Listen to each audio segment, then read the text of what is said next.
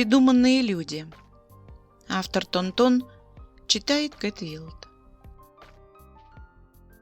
Все, что Чимин знает о своем соседе...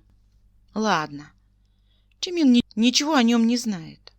Переехал месяц назад и все еще ничего не знает. Хотя стоп. Сосед любит молоко в голубой фирменной коробочке. Молоко привозит каждый день в 7 утра. Чимин как раз выходит на работу, когда приезжает курьер. На нем неизменная желтая униформа, улыбка на пол лица, кепка. Курьер общительный, ставит молоко у двери и болтает с Чимином, пока лифт везет их вниз. С курьером у них гораздо больше общего. Чимин вообще-то не очень умеет заводить знакомства. Они заводятся сами, без его вмешательства. Курьер, например, просто заговорил с ним в первую же встречу. «Живешь здесь?» Девочка из квартиры напротив тоже. «У вас не найдется соли?» А вот единственный сосед сбоку, он его даже ни разу не видел. Чимин знает, что помимо молока ему привозят по вечерам доставку. Раз в месяц суши, 2 раза в неделю лапшу из ближайшего ресторана. Ну и всегда по-разному в другие дни. Возможно, и у этого есть какая-то закономерность, но Чимин не пытался ее вычислить. С вычислениями у него туго. Зато хорошо с фантазией. Поэтому большую часть времени он придумывает, чем сосед занимается и как себя ведет.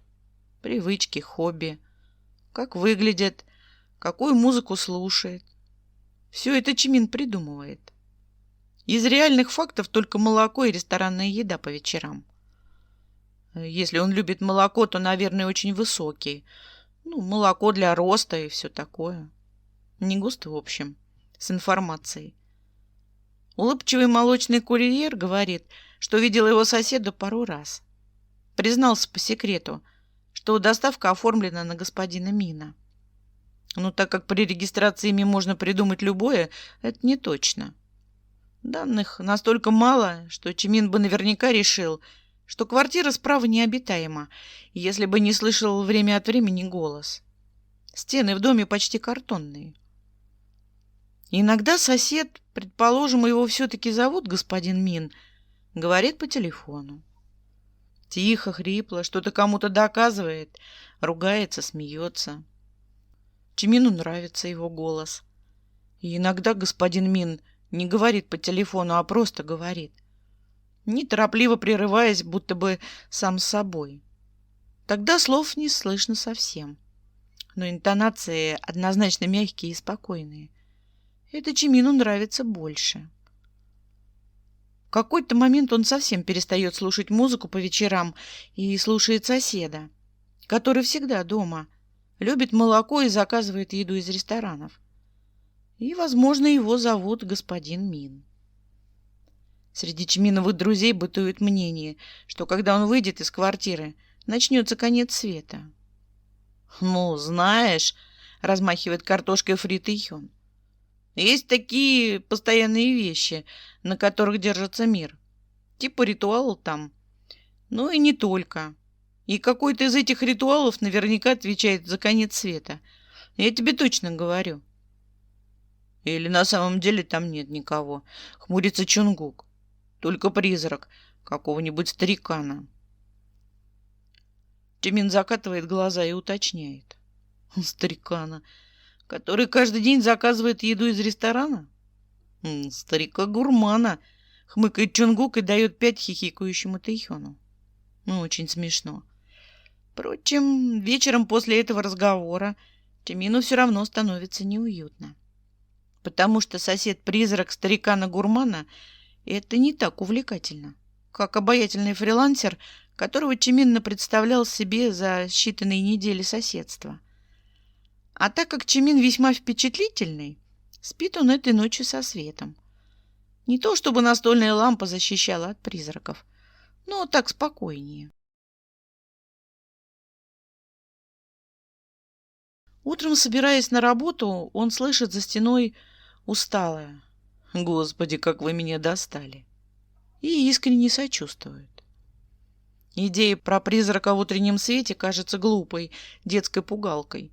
И Чимин, ведомый по жизни желанием делать добро всем вокруг бесплатно, без СМС-регистрации, хочет сделать добро и этому, задолбавшемуся уже с утра парню за стеной. Времени на изыски нет, и он, поддавшись порыву, отрывает от стопки зеленый стикер и пишет на нем: «Все будет хорошо». Стикер стыдливо лепится на коробку с молоком, а Чимин, раскрасневшись от собственной смелости, несется к лифту и тянет за собой хихикающего молочного курьера. Решил подружиться. Еще шире улыбается в лифте курьер. Дело хорошее. Чимин не комментирует. Он занят. Изо всех сил мысленно ругает себя за назойливость и обещает больше так не делать. И ему страшно. Вечером он с опаской выходит на своем этаже. Но на полу соседской двери нет ни коробочки с молоком, ни стикера, ни проклятий на 3 листах альбомного формата. Чимин чувствует, если не радость, то облегчение точно. Несмотря на успех операции, до утра из-за стены не раздается ни звука. Впрочем, чего он хотел? Надеялся, что стикер растопит задолбавшееся соседское сердце, и они вместе по вечерам будут смотреть дорамы? Тэхён бы над этими мечтами очень громко смеялся. Очевидно, с утра Чимин храбрее, чем по вечерам, и настойчивее, поэтому уже через 2 дня новый стикер клеится на коробку, пока курьер услужливо удерживает ее на весу. Оценив шедевр, комментирует: «Очень мило». Чимин не уверен, что его каракули можно назвать милыми, но надеется, что сосед займет сторону курьера, если не выкинет бумажку сразу в мусорку. Чимин честно потратил 10 минут утреннего времени на то, чтобы нарисовать ежика. «Ты прости, что сделал?» Недоверчиво щурится Тэхён вечером, когда они заваливаются в бар после работы. «Серьезно, стикер? Ты? Человек, который боится чихать на людях, чтобы, не дай бог, никого не побеспокоить?» «Ты утрируешь», — не соглашается с ним Намджун, неизменно заступающийся за Чимина всегда и везде, в любых погодных условиях. Чимин с благодарностью смотрит на него и пожимает плечами. Стикер и стикер. Он же не ломится к соседу в дверь с традиционным соседским пирогом. Это всего лишь поддерживающая бумажка и поддерживающий рисуночек. Ничего такого. На самом деле, если бы не курьер, он бы не решился. Будто проклятый Тэхёном, Чимин отворачивается и чихает, аккуратно прикрыв рукой рот.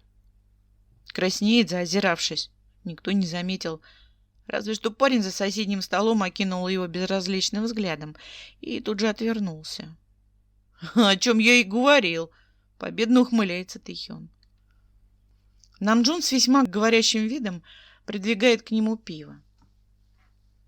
К ночи в очередной раз накрывает неуверенностью, и Чимин торопится зайти в свою квартиру, едва не растянувшись на выходе из лифта.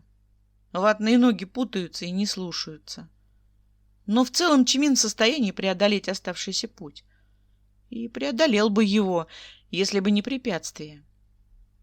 Прямо у его двери, спиной к ней, вытянув ноги, сидит незнакомый парень в шапке и монотонно бьется об нее затылком. Кто-то сегодня явно выпил гораздо больше. Этот кто-то похож на вора или спецагента, потому что весь в черном и шапка такая же еще. Возможно, имеет смысл позвонить в полицию. Но сначала стоит испробовать не столь кардинальные методы. «Простите, можно?» — вежливо просит Чимин, указывая на дверь.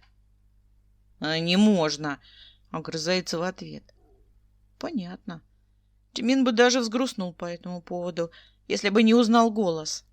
Тот самый голос, которому он посвятил стикеры. Безликий сосед, переставший быть безликим, поднимает голову и упирается в Чимину расфокусированным взглядом. Взгляд фокусируется. По ощущениям, на него наводят блестящий объектив и вот-вот ослепят вспышкой. И не то чтобы он такой уж высокий. Молоко явно не помогает. «Я не могу попасть домой», — жалуется сосед и без всякого перехода упрекает. Ты симпатичный. Это на самом деле звучит как упрек, поэтому Чимин окончательно теряется. Нет, ему и раньше говорили, что он симпатичный, но не таким обвиняющим тоном. Вежливый мальчик Чимине предлагает быстренько извиниться и свалить куда-нибудь. Мальчик прагматичный, напоминает, что квартира вообще-то его, и в нее надо как-то попасть. Оба мальчика проводят поспешное голосование и решают выбрать нейтральное. Почему? А я откуда знаю? Удивляется сосед. Мама тебя, наверное, таким родила. Чимин хихикает смущенно и мотает головой. Почему попасть не можете? Код не подходит. Это, конечно, обидно. Да. А вы все комбинации попробовали? Все попробовали, вздыхает в ответ. Ни одна не подходит. Чимин искренне проникается чужой бедой и принимается искать выход из положения, пока сосед неуклюже поднимается на ноги. Решение приходит само собой, когда длинные красивые пальцы начинают отщелкивать по кнопкам его Чимина кодового замка. Он откашливается и предлагает предельно ненавязчиво. А вы на своем замке не пробовали? Попробовать. А я что, по-твоему, делаю? Ситуация превращается в, очень неловкую. Еще более неловкая была только в тот раз, когда Тэхён на Чимине показывал Чонгуку, как нужно целоваться. Ничего толком не показал, но смутились все, кроме Тэхёна. Тэхён не знаком с этим чувством. «Это моя дверь», — шепчет Чимин, мечтая провалиться сквозь землю. И к ней подходит только мой кот. Во взгляде, направленном на него, столько укоризны, что желание испариться или срочно поменяться квартирами просто невыносимо.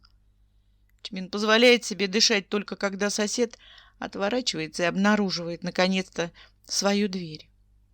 Он плетется к ней, придерживая стену, тычется пальцами в замок и довольно ухмыляется, когда система радостно тренькает, приняв нужную комбинацию цифр. «Наконец-то!» — хмыкает сосед и заходит внутрь, тут же возвращаясь. «А Юнги?» У него очень красивая улыбка. Чимин вспоминает ее спустя полчаса, когда, приняв душ, падает на кровать и понимает, что теперь, наверное, не сможет отказать себе в новых записках. Юнги. Осталось узнать, Мин ли Юнги, и можно считать, что знакомству начало положено. Познакомиться ближе шанса не выпадает. Но Чимин не сдается и вводит в свою жизнь новую привычку. Рисунки на стикерах все такие же корявые, но идут прямо от сердца. А значит, все норм. Чимин рисует зайчиков, рисует котиков, даже самого Юнги как-то рисует. Но получается не очень похоже. Зато очень похожим выходит курьер. После «А меня нарисовать сможешь? У тебя так здорово получается». Раньше в его жизни не было места творчеству, и теперь Чимин старательно наверстывает упущенное. Как-то он воспроизводит утренний рисунок на салфетке в баре, и Намджун вежливо называет это экспрессионизмом. Так и говорит. Экспрессионизм в чистом виде. Чимин благодарно улыбается, довольно приблизительно представляет это направление, но тут же меняется в лице, когда Чонгук предлагает другой вариант. Долбоебизм. Новое слово в живописи. Вздыхает, хмурит брови. Почему вместо того, чтобы говорить слова языком, ты делаешь то, в чем не силен от слова совсем? Не проще ли познакомиться нормально? Это все разумные предложения на сегодня. Чонгук снова превращается в обаятельного пятикантропа, когда в поле зрения появляется опоздавший из-за пробок Тэхён. Намджун поспешно пытается откомфортить Чимина заново, пользуясь паузой в разговоре, во время которой Тэхён заказывает себе пиво, а Чонгук таращится на его задницу. «Не слушай балбеса», — улыбается комфортный Намджун. «Делай, что нравится. Рисунки твои миленькие». Чимин тоже считает их миленькими. Хотя бы потому, что его прет их рисовать. Да и сама традиция прикольная. В его жизни никогда не было традиции, и вот это, пусть и совсем свежее, не укрепившееся, нравится ему очень. Было бы здорово, если бы она и Юнги нравилась. Но в словах Чонгука есть смысл. Чимин думает об этом, когда они всей толпой идут к нему домой. И даже потом немного думает, когда вертится на кровати, пытаясь принять удобную для сна позицию. Утром тоже думает. Ну, совсем чуть-чуть, потому что думать мешают. Тэхён на кухне очень громко отстаивает свою позицию относительно правильной расстановки стульев вокруг стола. Ему сопротивляется знакомый голос, веселый и приятный. Не Юнги. Чимин движется к источнику шума, на ходу натягивая шорты, и расплывается в улыбке, обнаружив вместе с Тэхёном молочного курьера. Они так и не познакомились толком. Но парень приятный, было бы здорово с ним дружить. «Молочко привез», — замечает его курьер. «А ты не вышел, решил позвонить». «А я открыл дверь», — заканчивает увлекательную историю Тэхён. Все довольно очевидно. В воскресенье Чимин не работает, рисовать стикеры некому. Он поспешно восстанавливает справедливость, пока курьер заканчивает жизненно важный спор, и протягивает традиционный листок, цепляя на не менее традиционную голубую коробку. «Готово», — радуется курьер. «Теперь можно работать дальше». От его улыбки все внутри теплеет, и привычная неуверенность растворяется, будто выжженная. Чимин провожает его до порога и все-таки решается. Имя. Курьер оборачивается, смотрит непонимающе, но быстро пронзает суть. Улыбается снова широко и солнечно. «Я уж думал, ты не спросишь». Протягивает руку. «Чон Хасок. А ты Чимин. Пак Чимин. 23 года. Любишь котиков и дорамы. Но одному смотреть не нравится. В школе травмировал ногу, шрам остался. На твоем месте я не делился бы секретами с Тэхёном. Его даже пытать не надо, чтобы добыть информацию». Совет запоздал лет на 5. Чимин хихикает смущенно и жмет теплую Хасокову ладошку. У него вроде как появился, если не друг, то хороший приятель. Хасок еще раз тормозит, уже за порогом хлопнув себя по лбу, и просит. «Номер дашь? А то мало ли опять спать будешь, а Тэхён дверь не откроет». Чимин решил бы, что его пытаются закадрить. Но слишком уж открытым кажется Хасок для таких картонных маневров. Наверняка при желании спросил бы прямо. Так что Чимин со спокойной душой диктует номер и машет на прощание, проследив, как коробка со стикером опускается перед дверью Юнги. Почему с ним нельзя так просто? От одной только представленной сцены, где номер дашь, произносит он своим пробирающим до костей голосом. Чимину становится неловко. Он закрывает дверь и стоит так, прижавшись к ней спиной. В идеале, конечно, нужно все взять в свои руки. Ну, как-то пугает такая перспектива. Да и что из этого получится? Он смотрит на свои короткие пальцы, стыдливо прячет их в рукава. Ничего не получится. После того, как берешь все в свои руки, это все надо еще суметь удержать. Вот и он наверняка смог бы. Он крутой, хоть и болтливый не в меру. А Чимин, ну, такой.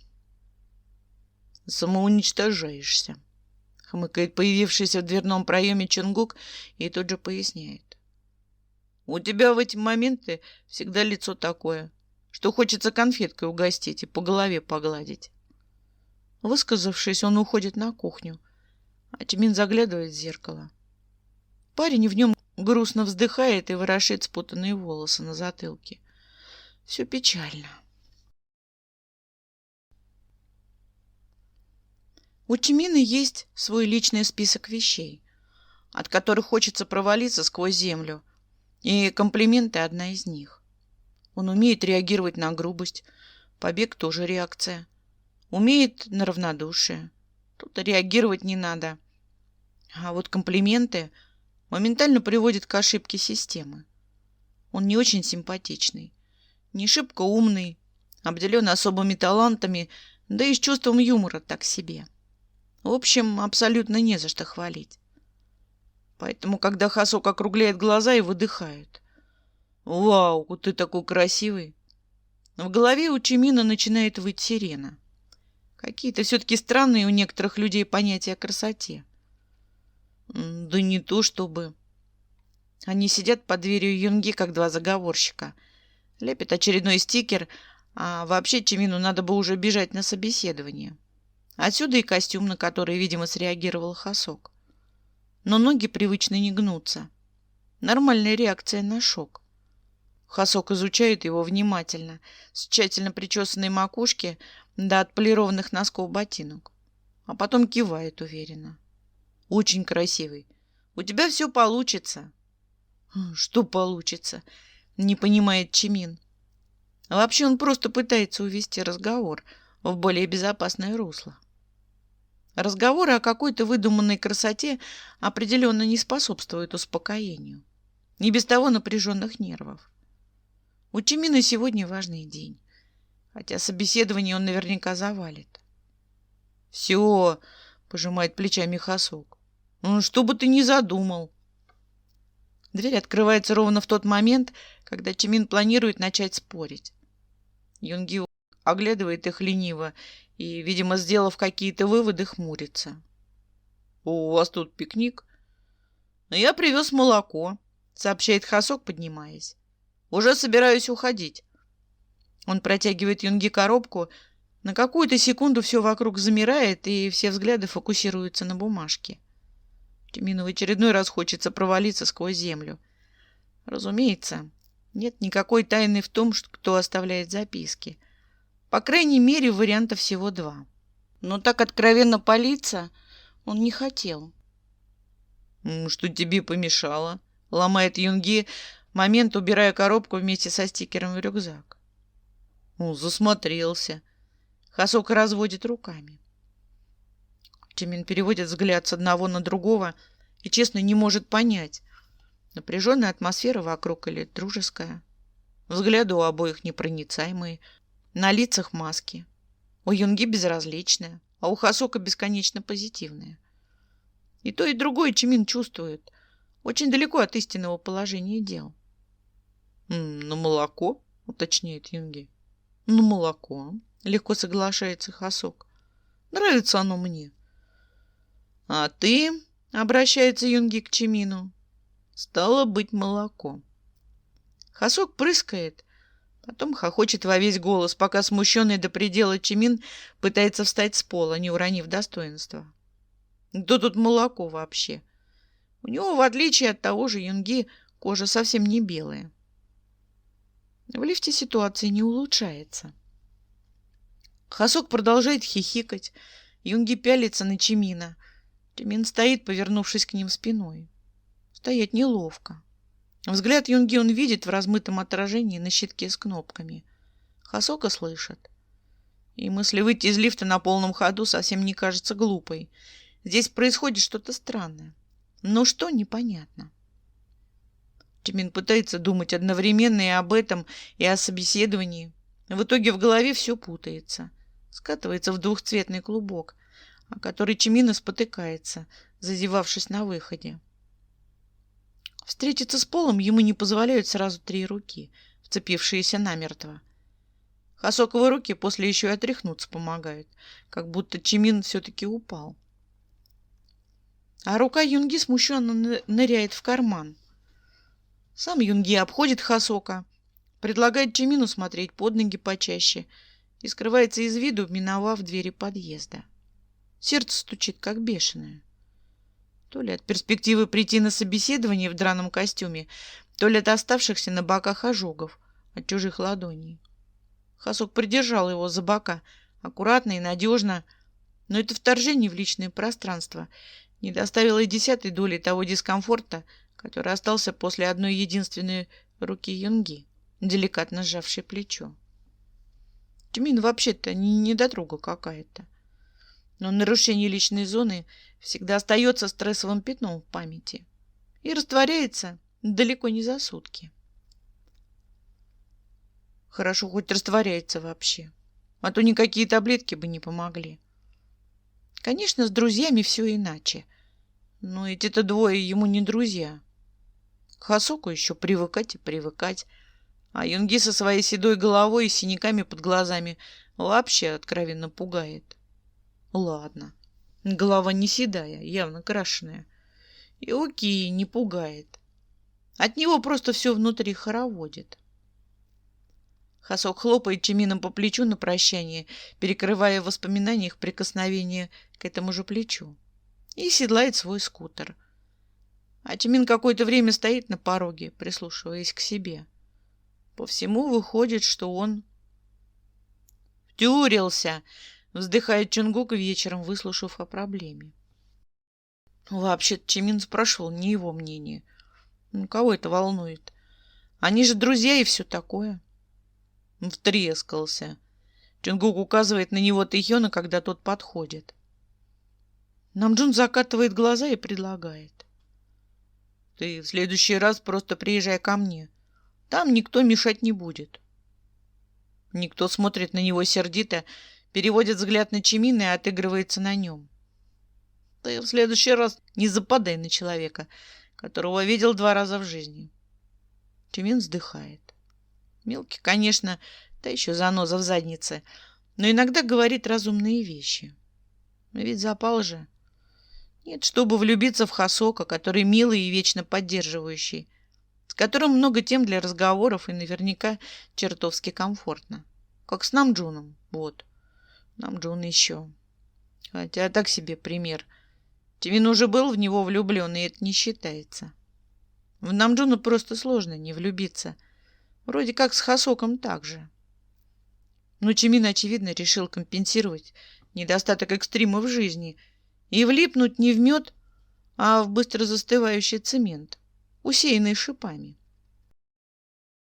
Он вздыхает грустно и даже не вздрагивает, когда Намджун кладет ему руку на плечо. Обычно вздрагивает. Разбирается, что это жест, какая у него цель. Сейчас как-то не до этого. Разобраться бы в себе. А ты не думал?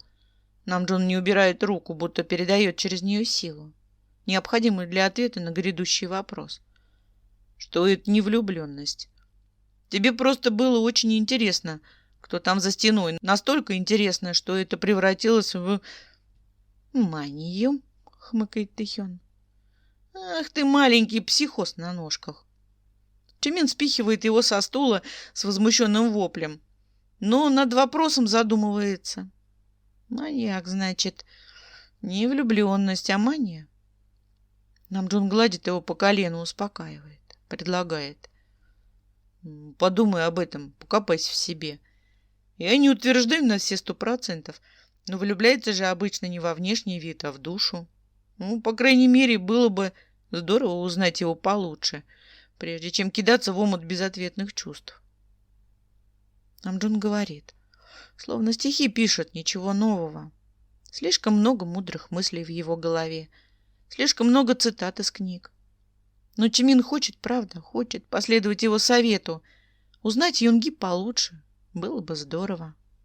Чтобы вот так сесть, поговорить, кому что нравится, кто чего любит. Как собеседование, которое Чимин все-таки завалил. Память тут же подкидывает пару кадров, где он взмокший, воротничок рубашки неприятно натирает.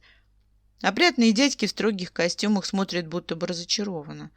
А в голове только Хасокова. У тебя все получится. И стыд за себя, непутевого. Тут же подключается воображение, и Чимин, отключившись от реальности, робко поглядывает из-под челки на Юнги, сидящего напротив. Вид у Юнги отрешенный. Взгляд куда-то сквозь, а в помещении душно и неуютно. Чимин выдыхает. Я люблю котиков. На что Юнги хмыкает, захлопывает папку с документами и резко произносит. Мы вам перезвоним. Это страшно. Не перезвонит. Тимин ему не подходит. Тимин глупый, страшненький и даже не смешной. Тимин. Он загоняется. Тэхён указывает на него Намджуна и повторяет. Загоняется, видишь. Ты сломал нам Чимина. Зачем ты это делаешь каждый раз? Намджун виновато улыбается и снова гладит Чимина по колену. Не надо, пожалуйста. Но процесс необратим. Его можно только притормозить ненадолго. И Чимин решительно вливает в себя высокоградусную тормозную жидкость. Так и спится недолго. Дома он придирчиво разглядывает себя в зеркале и убеждается. Он страшненький.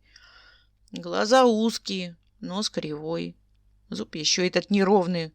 Лучше не улыбаться. Хотя как будто есть поводы для улыбок. Он некрасивый. Зато решительный. Впрочем, и не он вовсе, а алкоголь, взявший на себя управление. Алкоголь выбирается на площадку, нацепив самую красивую футболку, и ломится в соседнюю дверь. Даже не звонит, а стучит настойчиво и долго, пока за ней не слышатся шаркающие шаги. Отступать некуда. Можно, конечно, позорно сбежать, но приличный алкоголь так не поступает. Юнги открывает дверь и смотрит на него долго, пронзительно, как на том самом воображаемом собеседовании. Не перезвонит ведь. «Ты мне...» — хмурится Чимин. «Ты мне не перезвонишь ведь, да? Так ведь?» «Не перезвоню», — легко соглашается Юнги. Подлец, даже не скрывает. Алкоголь гневается и хватает его за ворот майки. Тянет на себя. «О, почему? Какие аргументы?» «Чтобы я тебе перезвонил, ты сначала должен позвонить мне сам», — спокойно поясняет Юнги. «А у тебя даже номера моего нет». «Это проблема?» — возмущается Чимин. Не сам же соглашается. «Это проблема». Реально ведь проблема. Но раз собеседование уже идет, нужно брать все в свои руки. «Я люблю котиков», — говорит Чимин. «И желтый цвет. И когда ночью небо чистое, звезды видно». Юнги моргает. «Еще мне нравится кимбаб. Мороженое клубничное, дорамы, только не страшные». Юнги моргает. «Не люблю ужастики», — продолжает Чимин. Алкоголь. «Не люблю лук. Не люблю влюбляться невзаимно. Но все равно смотрю ужастики. Ем лук и иногда влюбляюсь». «Невзаимно», — уточняет Юнги. «По большей части», — кивает Чимин. «Вообще это не так часто случается. Не подумай, что я какой-то легкомысленный». «Ни в коем случае», — успокаивает Юнги. Чимин хочет добавить еще что-нибудь, но, как назло, больше ни одного важного факта в голову не лезет. Так бывает, когда кто-то резко спрашивает, какой твой любимый фильм? А ты стоишь и тупишь отчаянно. Вот как сейчас, Чимин. «Я тоже люблю котиков», — прерывает затянувшуюся паузу Юнги. Пауза продолжается. Это не пауза уже даже, это полнейшая тишина, в которой слышно, как скрипит мозгами Чимин и как лифт едет куда-то вниз. А возможно, все наоборот. И лифт скрипит, а вниз едет Чимин. По крайней мере, по ощущениям, пол — это лава или даже зыбучие пески, в которых мироздание наконец-то услышало. Чимин проваливается. «Я перезвоню», — бросает он и несется домой, прячась за дверью. Провал. Конкретный такой провал. Утром Чимин просыпается с этой мыслью и долго бьется о подушку головой, несмотря на то, что она и так дико болит.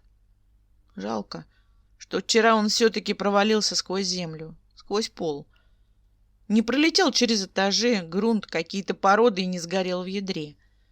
Лучше сгореть от колоссальных температур, чем от стыда, как сейчас. Он вяло чистит зубы, старается не смотреть в зеркало, вяло принимает душ и вяло плетется к лифту, пропустив завтрак. Есть не хочется. Да и уйти лучше до появления Хасока. На дверь Юнги он старается не смотреть. Наверняка тот считает его идиотом. Вот просто наверняка. На работе Чимин тоже очень вяло. Совершает ошибку за ошибкой, и начальник, не выдержав, выгоняет его домой. Домой не хочется. Он же на автомате будет прислушиваться к звукам за стеной и самоуничтожаться. И ведь до конца самоуничтожиться все равно не сможет. Поэтому вместо дома Чимин идет в кино. Смотрит какую-то там комедию, вздрагивает, когда зал взрывается хохотом, но даже улыбки выдавить из себя не может. Ближе к вечеру Хасок пишет. «Ты в порядке, Чимини?» То ли потому, что не увидел его сегодня, то ли почувствовал что-то. Чимин отправляет ему ничего не объясняющий смайлик и выключает телефон. Не дай бог еще позвонит. Или не он, а Тэхён, например. Или, что еще хуже, Намджун. И этого точно не удастся обмануть смайликами. Наверняка потребует встречи, а выяснив все подробности, будет долго и со вкусом его жалеть. Философски так, витиевато. Чимин не хочет этого. Ни в коем случае. Not today, как говорит Чонгук. В процессе невозвращения домой Чимин пару раз задумывается о том, чтобы съездить к родителям в Пусан. И один раз о том, что можно скоротать ночь в любимом книжном, недалеко от дома. Билетов на сегодняшний день уже нет, поэтому выбор падает на книжный. Чимин любит книги. В пустых залах, среди заставленных полок, потрясающе тихо и спокойно. Он садится прямо на пол, приваливается спиной к шкафу и листает первую попавшуюся под руку книгу. Сказки. Прекрасно. Именно ненастоящей истории не хватает ему со своей ненастоящей влюбленностью. В сказке очередной прекрасный принц спасает очередную прекрасную принцессу. Чимин морщится, захлопывает книгу, не дочитав. Возможно, если бы людям с детства не впихивали в головы все эти идеально гладкие истории, ничем не связанные с реальной жизнью, некоторые были бы счастливее. Он уже собирается подняться и поискать что-нибудь похожее на правду, но замирает, услышав знакомый голос. Хорошая сказочка, да? Хасок возвышается над ним темным изваянием, но вокруг головы у него самый настоящий нимб. Вообще это свет от лампы, конечно, но выглядит как нимб. «А я ее племяннице покупал», — сообщает он. Не дождавшись ответа, усаживается рядом. «Нам обоим понравилось». И без всякого перехода. «Намджун сказал, что ты можешь быть здесь». Он выглядит потрепанным. Куртка распахнута настежь, на правом ботинке не завязаны шнурки. Куда он торопился так поздно? Чимин, скривившись, мотает головой. Глупая история. Принцесса высокой башни, решительный принц. Как будто в настоящей жизни хоть что-то из этого есть. Когда ты в последний раз видел прекрасного принца вообще?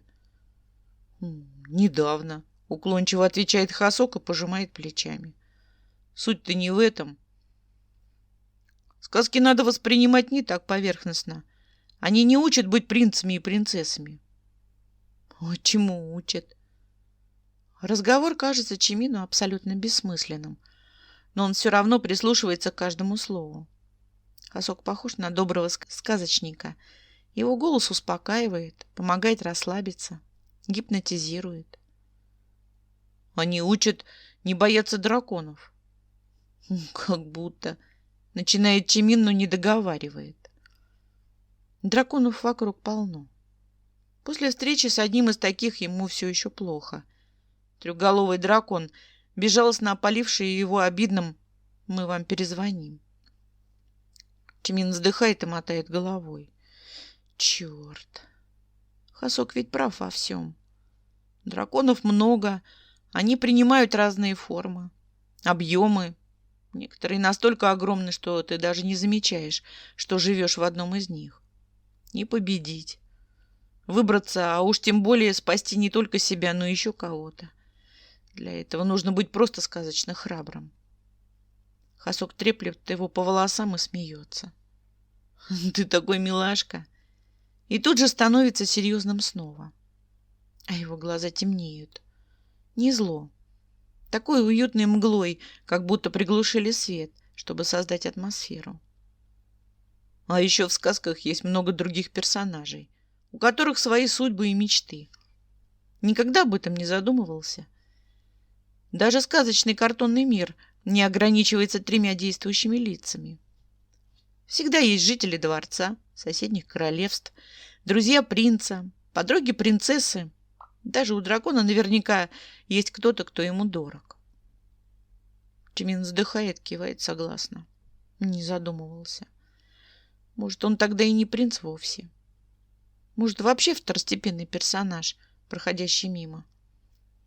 Хасок смотрит на него внимательно, будто сканирует, а просканировав, выносит вердикт. Ты однозначно ошибаешься. Роль принца совершенно точно принадлежит тебе.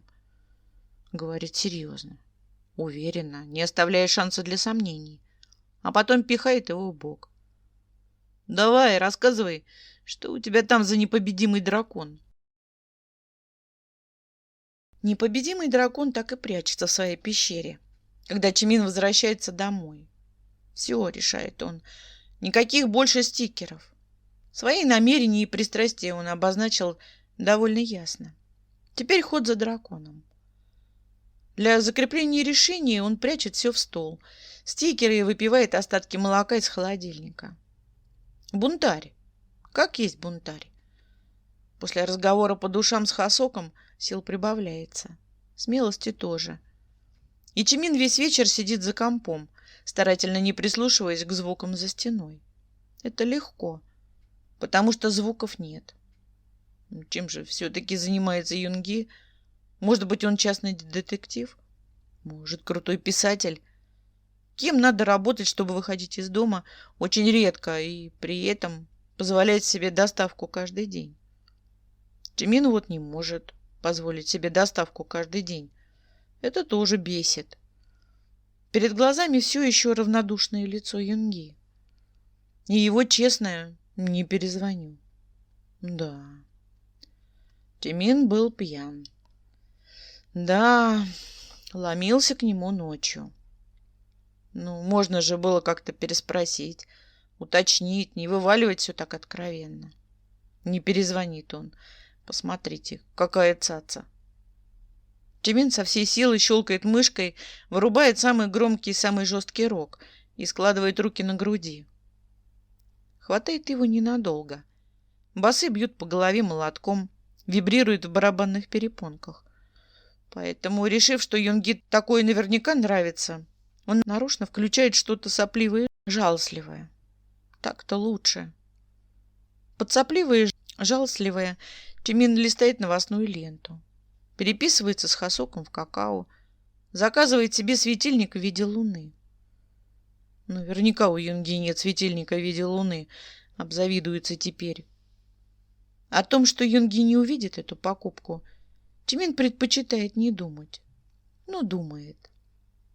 Старая приятная фантазия о совместно проведенных вечерах тает. Смазывается, как иней на стекле. Обидно. Это все очень обидно. Хасок пишет. Хочешь, приеду. Но Чимин только улыбается на это. У каждой сказки есть определенный сюжет. И ни один не предполагает 2 рыцарей на одного дракона. Нужно следовать сценарию.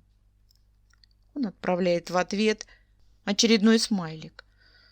Потом добавляет «спасибо, я справлюсь как-нибудь» и закрывает окно приложения. Чтобы отвлечься, Чимин погружается в чтение новой книги, но ненадолго. Мысли мешают. Веки тяжелеют, он засыпает, уронив книгу на грудь.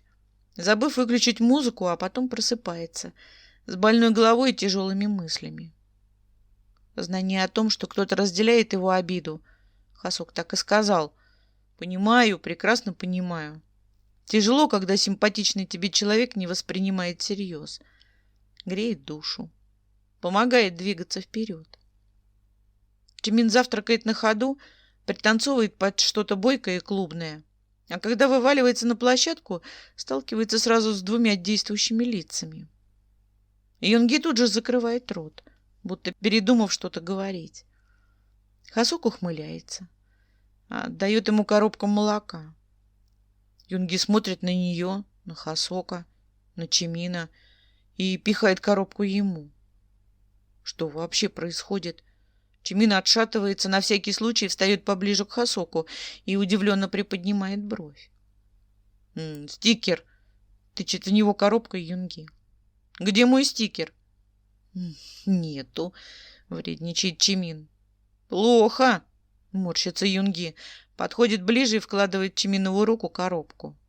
«Надо, чтобы был». И уходит обратно в квартиру. Хасок фыркает беззлобно, подмигивает Чимину и тоже ретируется, даже не предложив помощь. Предатель. Все они предатели. Чимин плетется домой и поспешно, без особого энтузиазма, рисует на стикере скорченную рожу. Хотел задницу, но совести не хватило. Очень похоже на Юнги выходит и на задницу. Так прям характерно. Он стучится в соседскую дверь ногой, опять назло, и впихивает в руки коробку Юнги. Как же все это раздражает. Расстраивает на самом деле, потому что Юнги такой красивый, пусть и сердитый, в мятой футболке. Пусть штаны на коленках у него растянуты, пусть волосы в беспорядке и пахнет от него сигаретами. Он все равно остается милым и красивым. Черт бы его побрал. Юнги хмыкает, оценив каракули на стикере. Чешет затылок и не торопится уходить. Чимин вот, например, торопится, но все равно не уходит, будто ждет чего-то, будто что-то вот-вот. Чего делаешь вечером? Это словно не от Юнги вовсе звучит. Настолько странно и неожиданно. Чимин вдыхает, а выдохнуть забывает.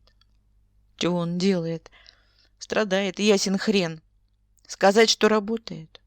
Так не работает. Наврать, что с друзьями в бар идет? Ну зачем? Ничего вроде. Бормочет он неуверенно, сминая в пальцах рукава свитера. Вроде как ничего. Сходим куда-нибудь. Сходим. Куда-нибудь. Ух ты.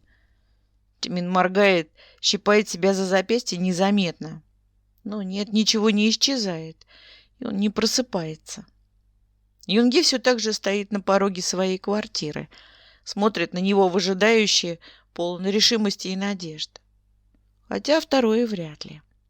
Надеждами тут только Чимин забит под завязку. «Куда-нибудь?» — переспрашивает он на всякий случай. «Куда-нибудь», — кивает Юнги. «Куда ты ходишь обычно?» «На работу», — вздыхает Чимин. Его накрывает невыразимым тупником. Мозг отказывается соображать и прикрывается детсадовским словарным запасом. Пак Чимин, 23 годика. «На работу я с тобой не пойду», — хмыкает Юнги. «У меня своя есть». Будто кто звал его вообще. Чимин наскребывает в остатках сознания подходящие слова и предлагает. «Бар?» «В бар можно», — соглашается Юнги. «Кто кого тут на свидание зовет? Если это вообще свидание. Это свидание?» Пока Чимин высчитывает вероятность того, что это свидание, Юнги протягивает ему свой телефон. «Номер», — говорит, — «чтобы я мог тебе перезвонить». «Я тебе не звонил, чтобы ты мне перезванивал», — сомневается Чимин. «Ну так позвони», — вздыхает Юнги. «Я тебе перезвоню». Диалогов тупее в жизни Чимина вроде ни разу не было.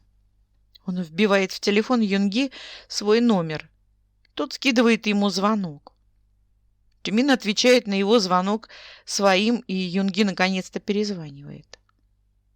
«Во сколько ты заканчиваешь?» — уточняет в трубку, хотя все еще стоит напротив. «В 6», — смущается Чимин. Договариваются на 6:30. Это как будто сцена из какой-то манги.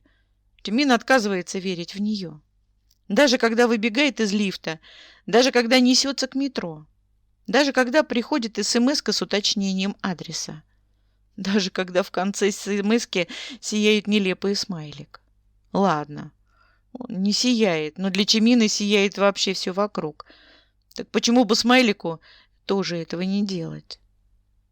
Если Юнги пригласил его на свидание, значит, он ему нравится. Таким вот нравится. Нелепым, страшненьким, с короткими пальцами и кривым зубом. Или не разглядел, а когда разглядит, пожалеет о своем предложении. Чиминовы мысли похожи на зебру. Черная полоса перекрывает белую, и так до бесконечности, до конца дня. Он опять работает не так, как работают нормальные люди, и начальник снова заикается об отпуске, желательно долгосрочном и за свой счет. Шутит, конечно. Все еще обижается на то собеседование, которое Чимин завалил. Не то, что завалил, а за то, что в принципе на него ходил. Но Чимин честно старается больше не лажать, делая вид, что поверил в угрозу. Однако мысли все максимально далеко от графиков и таблиц. Где-то там, где-то он, очарованный и покоренный, идет навстречу красивому и сногсшибательному Юнги. Вокруг сияют звезды, звучит что-то джазовое, а облачко под ногами мягонькое и невесомое. Потом облачко чернеет, наливается мраком, а Юнги говорит «О!» и отступает, потому что Чимин некрасивый.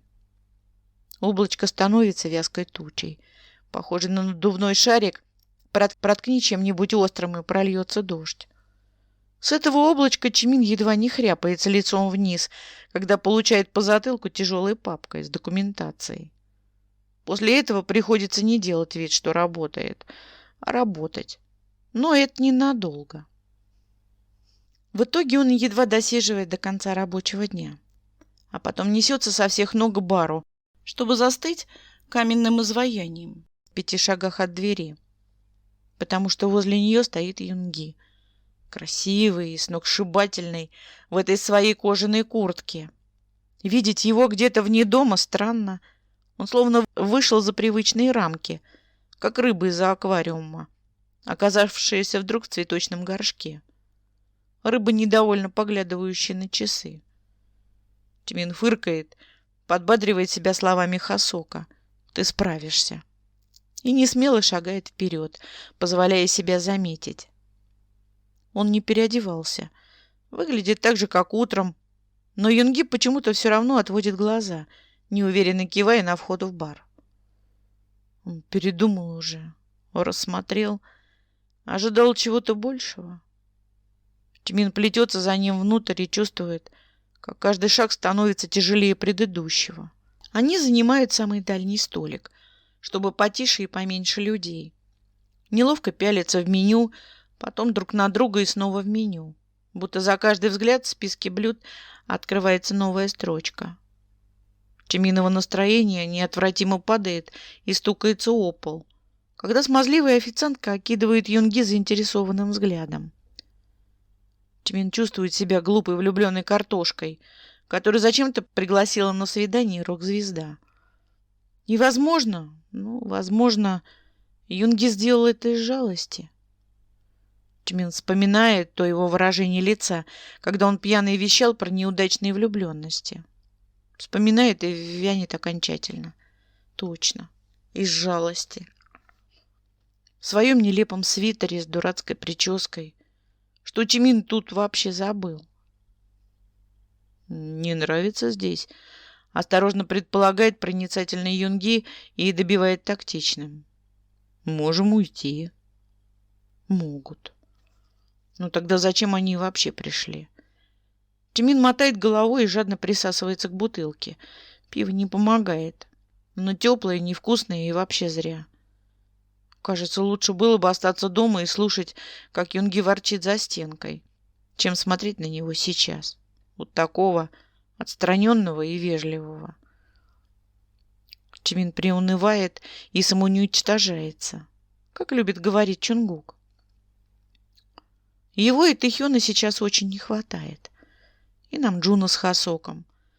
Они заболтали бы Юнги, втянули бы его в легкий непринужденный разговор, отвлекли бы от Чимина, и он мог бы спокойно наблюдать, никем не замеченный и расслабленный. Смотреть на Юнги, впитывать его жесты, мимику, каждую эмоцию, проскользнувшую во взгляде. И пусть это было бы не свидание. В свиданиях Чимин все равно не силен. Он вздрагивает, когда рука Юнги накрывает его руку.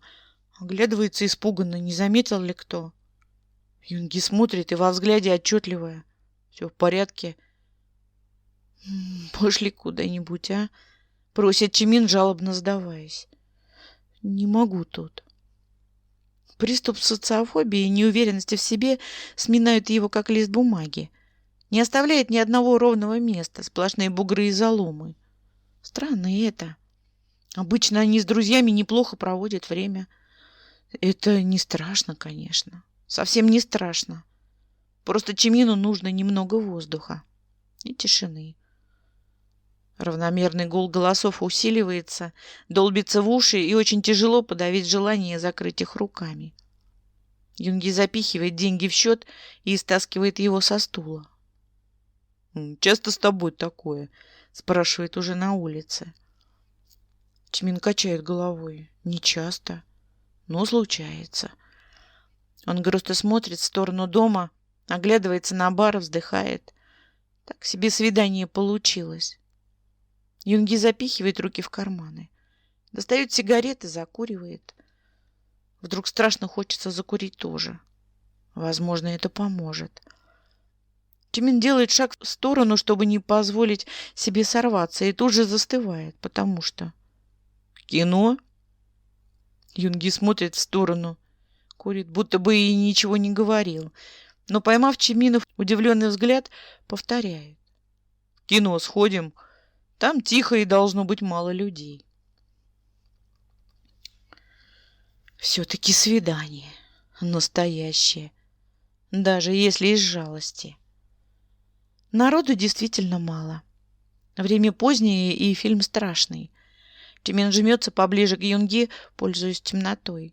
Жмурится на самых жутких моментах и отчетливо понимает, что даже со светом не сможет сегодня уснуть. И непонятно, что страшнее — мертвая девочка на большом экране или тяжелые мысли в голове. Свидание испорчено окончательно. Юнги провожает его до дома, до двери. Удобно жить на одном этаже. Страшный был фильм.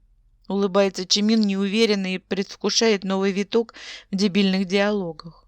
В этом он мастер. Страшный. Вежливо соглашается Юнги. Прости.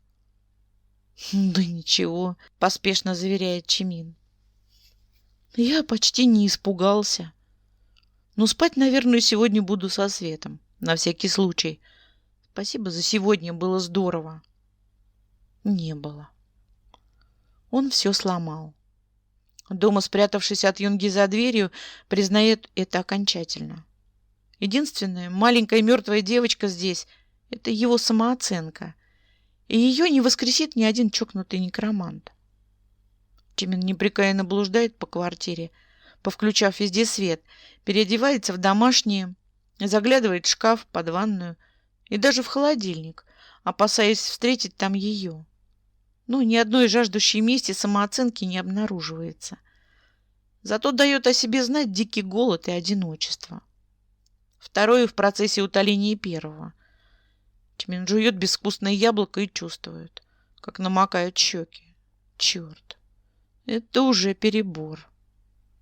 Он плетется в спальню, падает на кровать и лежит, раскинув руки, смотрит в потолок. Страшно.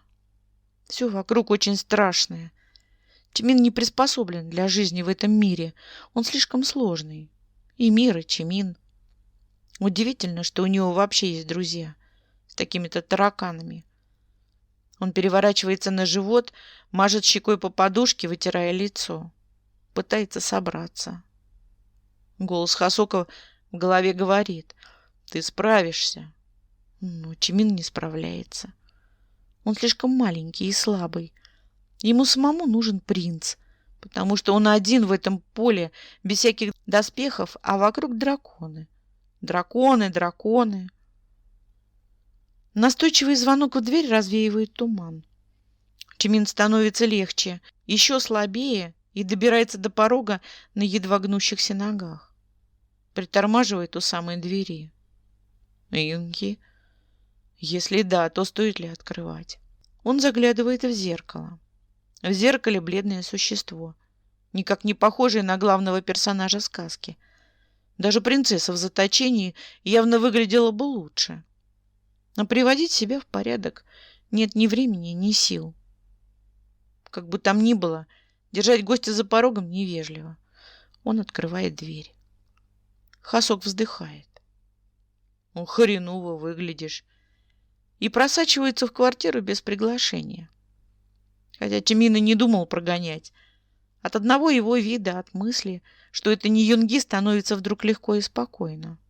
Не надо притворяться. Это же Хасок. Хасок, который всегда поддерживает.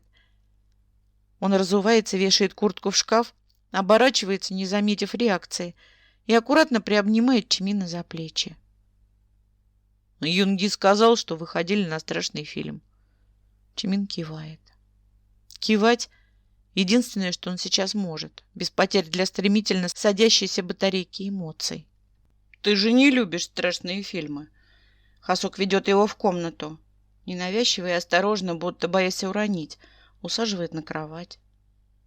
Посмотрим что-нибудь повеселее.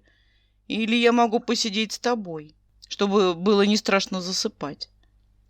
Чимин смотрит на него неверяще, моргает, шмыгает носом еще раз и прячет лицо в сгибе его плеча. Лучше так, чем показать все, что выплывает наружу и скатывается из глаз. Хасок гладит его по спине, успокаивая. Говорит ровно, с расстановкой, и от одного его голоса становится легче. Я здесь, не грусти. Я рядом. Посижу с тобой. Всю ночь могу сидеть и весь день. И следующий тоже, если захочешь. Могу сходить с тобой на работу, если меня пустят. Если не пустят, я же курьер. В конце концов, мы везде пролезем. Чимин хмыкает. Но получается жалобно и неправдоподобно. Хотя это правда смешно. Везде пролезет. Чимин вдруг представляет, как Хасок красиво огибает Юнги, встает перед ним, перед Чимином, закрывая обзор, и улыбается. «Прости», — шепчет Хасок. Он почти укутывает собой Чимина, обволакивает, как те же доспехи, которых так не хватало.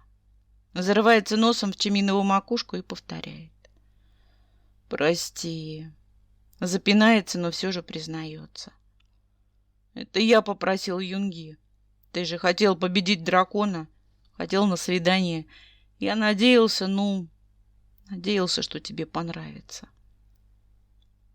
Если бы Чимина попросили описать миг озарения, он сказал бы, что это так, как выехать на поезде из тоннеля. Когда от темноты уже едет крыша, и вдруг становится светло-светло, настолько, что глаза болят и слезятся. Только Чимин не выезжает, а выходит осторожно, крадучись, вглядывается в слепящее яркое солнце. Драконы отталкиваются от земли, взлетают, красиво расправив крылья. Кружат над ним огромными чайками, становится все меньше и меньше. «Посмотрим», — хрипло выдавливает Чимин. «Посмотрим что-нибудь». Хасок тут же вскакивает, развивает бурную деятельность, включает компьютер, заваривает чай, даже достает откуда-то шоколадку. Чимину неловко смотреть на него, почти больно, как смотреть на солнце. Поэтому он смотрит то в стену, то в пол. А когда Хасок все-таки включает первую попавшуюся комедию, смотрит ее, особо не разбираясь в сюжете. Это было ужасное свидание. Кается спустя несколько минут, окончательно успокоившись. У меня все плохо со свиданиями, и я сам так себе. Может, и хорошо, что не получилось. Я просто подумал. Весь день думал. Хасок молчит, прислушиваясь к его шепоту. Догадался, что Юнги не сам. Не сам придумал это. Удивился еще, с чего бы вдруг. Он же видел меня. Хасок вздыхает сквозь зубы, будто сдерживаясь, произносит вкрадчиво. Что с тобой не так? Чимин смотрит на экран, мельтешение героев успокаивает, подталкивает мысли в нужном направлении, гипнотизирует. Все, мое лицо, мои руки, пальцы эти короткие, глаза. Я сам весь. Еще и глупый. Когда такое, начинаешь больше ценить друзей. Как они вообще? Ну, как они с таким? Слова запинаются друг от друга, падают неровными горстями вокруг, теряют буквы и слоги. Тимин понимает, что хочет сказать. Он и с этим совсем давно уже сжился. Но почему-то выпускать это все очень тяжело. Оно как будто вросло в него изнутри, укрепилось, обжилось и отчаянно сопротивляется насильному выселению, выковыриванию. Чимин хихикает. Получается безэмоционально и сухо, как будто не на самом деле, а кое-кто где-то написал. Персонаж хихикает. Нет звука, окраски. Просто факт. Хасок вздыхает, снова притягивает его к себе, обняв за плечи. Укладывает на свои колени, вынуждая расслабиться. Запускает пальцы в его волосы. Тимин растекается грустной серой лужицей и закрывает глаза. Ни одна мертвая маленькая самооценка не тревожит его. Все они разбежались, напуганные солнцем, ворвавшимся в квартиру. «Мне нравятся твои пальцы», — слышит Тимин сквозь сон. И чувствует, как пальцем прижимаются теплые губы. Просыпаться обновленным — это когда серый накануне мир вдруг оказывается цветным. Пусть и в мягких, неярких тонах. Тимин перекатывается на живот, не открывая глаз, но уже чувствует, что будет, когда он их откроет. Все станет ярче. Не то, чтобы это случалось с ним впервые. Вся суть в наступлении утра, потому что так или иначе оно наступает. Что бы ни предстояло, каким бы мерзким ни был день, ты все равно вернешься домой. Утро — это дом. Это на языке Чунгука сохраненка.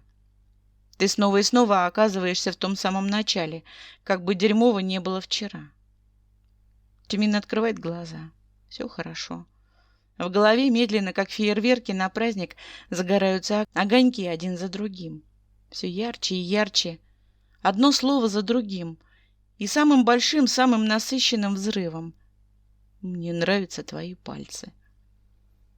Тимин вспоминает и смущается, вминается лицом в подушку, стонет. То ли от удовольствия, то ли от смятения. Что это было вообще? Богатый событиями прошедший день кажется отрывком прочитанной книги, никак не реальностью. Да и подтверждений нет. Он в комнате один, в квартире, судя по звукам, тоже. За стеной тишина. Как будто снова вернулся в то время, когда не знал ни Хасока, ни Юнги, а будущее было светлым и пустым одновременно. Он скатывается с кровати на пол, оттуда же поднимается по-человечески, оглядывается по сторонам. Но не находит ничего нового, все как обычно. Только будильник не прозвонил. Тимин спохватывается, судорожно выискивает мобильник в складках одеяла и недоверчиво пялится в сообщение от босса. Хорошо, выздоравливай.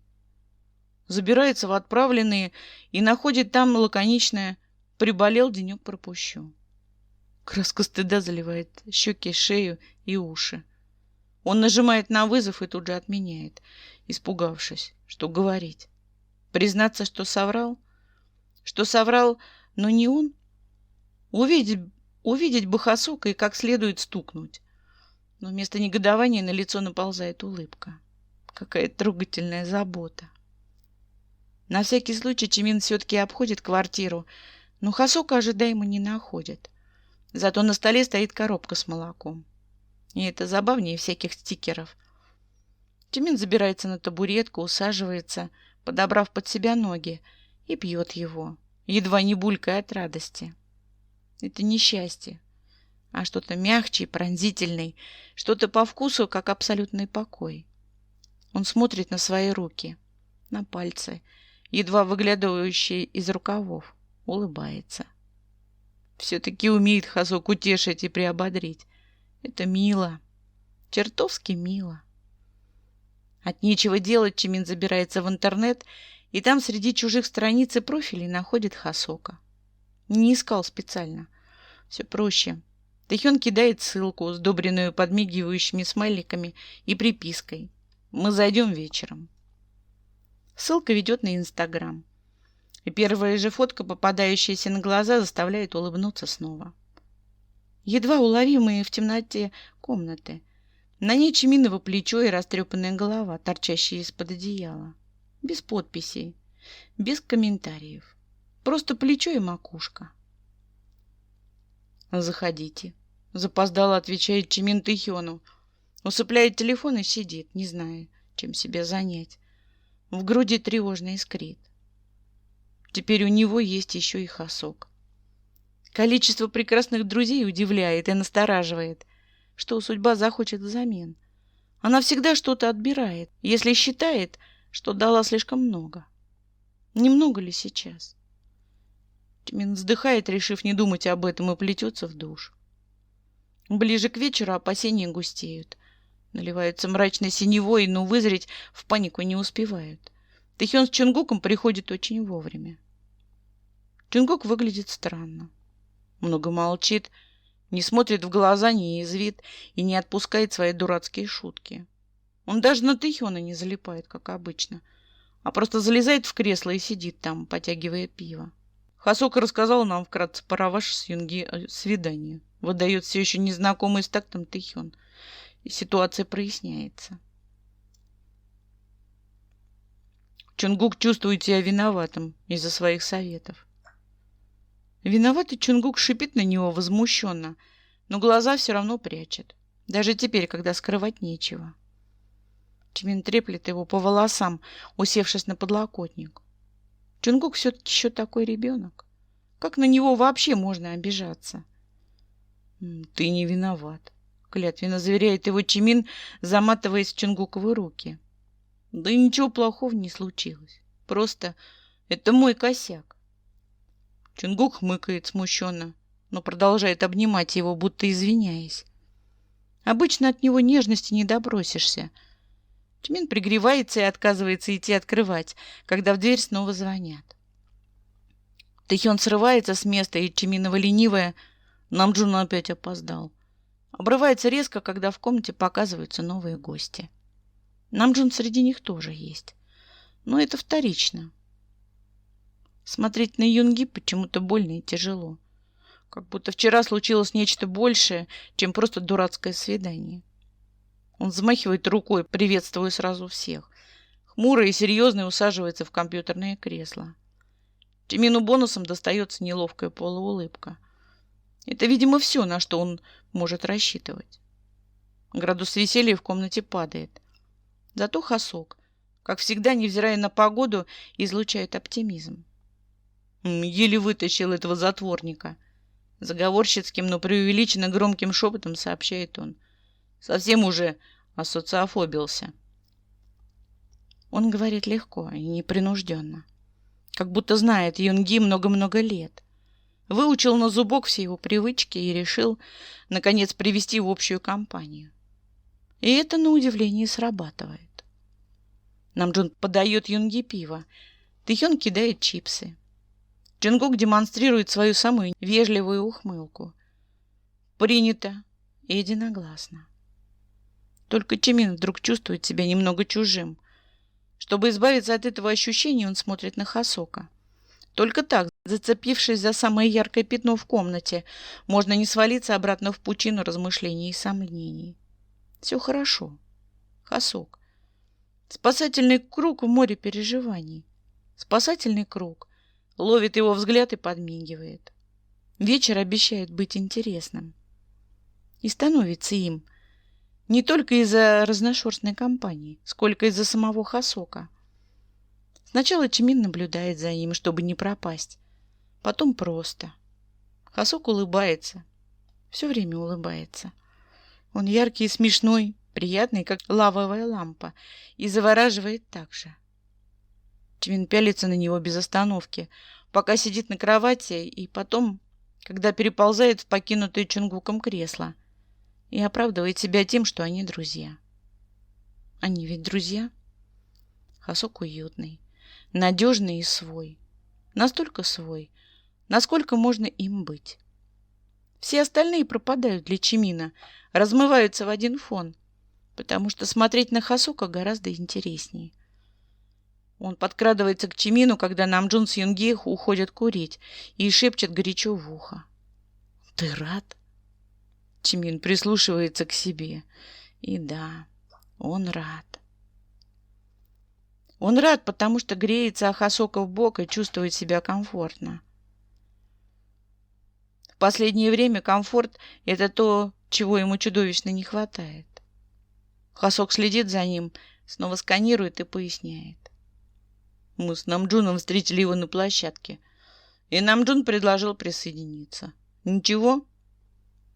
Его голос странно меняется. На моменте с «предложил» падает куда-то вниз, будто сорвавшись, а потом снова восстанавливает равновесие. Что не так? Чимин неуверенно улыбается. Ничего? Абсолютно ведь ничего. Он смотрит прямо перед собой, пытается осознать такую простую вещь. Появление Юнги только ненадолго выбило его из колеи, не более того. Никакого ускоренного сердцебиения, никаких зашкаливающих эмоций. Он все такой же красивый, замечает Чимин, отыскав его силуэт в окне, выходящем на балкон. Милый. Юнги в этот момент смеется. Чимин на автомате улыбается вместе с ним. Хасок улыбается тоже, но криво и однобоко, будто эхом предыдущих улыбок. «Я рад, что ты не грустишь больше», — признается он и поднимается, отходит. Бок, к которому он прижимался, неприятно холодит. Чимин по инерции тянется следом, но одергивает себя, остается на месте и ловит странный Тэхёнов взгляд. Что-то происходит вокруг. Что-то происходит, а Чимин будто стоит на освещенном пятачке, и вокруг в темноте движется большое и важное, что не показывается на глаза. Ускользает, стоит попытаться разглядеть. Он выбирается из кресла и прячется в ванной, атакованный странными мыслями. Что-то не так. Это ощущение давит, щекотит изнутри, мешая расслабиться и хорошо провести время. С анализом у Чимина всегда было так себе, но сейчас просто необходимо все обдумать. Почему-то кажется, что момент вот-вот будет упущен, и обратно вернуть его не получится. Только что за момент? Ты рад? Только вот Хасок не рад сам.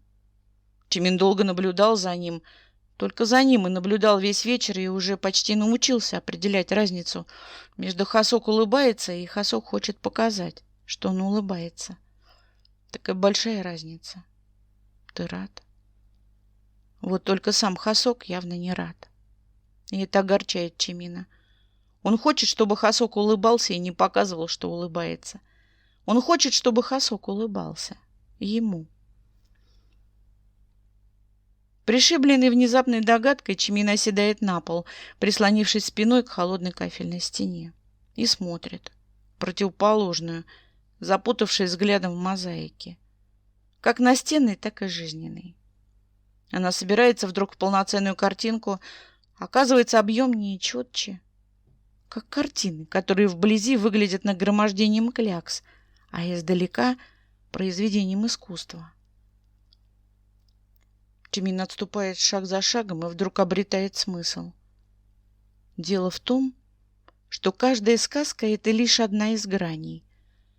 У каждого персонажа сказка своя, свои цели и схемы взаимодействий. Принцесса высокой башни остается принцессой только для принца, а для кого-то является драконом. Следуя по своему сценарию, Чимин упустил из виду Хасокову правду, красиво вписав ее в нужные рамки.